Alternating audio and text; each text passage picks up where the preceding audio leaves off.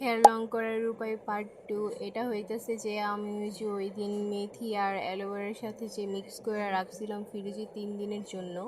তো এটা তোমরা ইউজ করবা কিভাবে আজকে ওইটাই বলে দেবো। অনেকেই অনেক কিছু ইউজ করেন, বাট এটা ইউজ করে দেখতে পারেন, এটা অনেকটাই চুলের জন্য হেলদি হইতে পারে, কারণ এখানে মেথি আর অ্যালোভেরা দেওয়া আছে।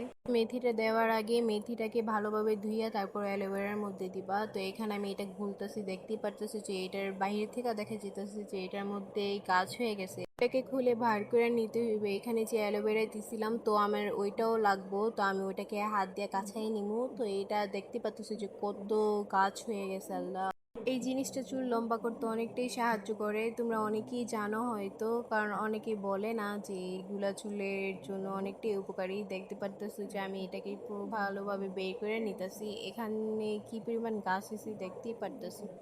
চুল লম্বা করতে এটা অনেকটাই কার্যকারী, আর আমি এটা সবসময় ইউজ করে থাকি। তো এখানে আমি অ্যালোভেরাটা নিয়ে নিতেছি। তো এখানে হইতেছে যে অ্যালোভেরা আর সরিষার তেল মিক্স করে নিব আমি। আমার ফার্স্টের ভিডিও তো অনেক ভিউজ হয়েছে, তো এটার জন্য তোমাদের সবাইকে অনেক সুলতান আপু জিজ্ঞেস করছে যে এটা কিভাবে বানাই, আরেকটা আপু জিজ্ঞেস করছে যে এটা কিভাবে ব্যবহার করতে হয়। দেখতে পারতেছি যে আমি কিভাবে এটাকে বের করে নিতেছি। তো তোমরা আমার ভিডিও দেখার পর ইউজ করতে পারবা, মানে কিভাবে ইউজ করতে হয়, তো আমি তোমাদের ফুল ভিডিও দিয়ে দেবো এর আরেকদিন। তো এটা হইতেছে যে এই সামনে তেল বানিয়ে দেখাবো।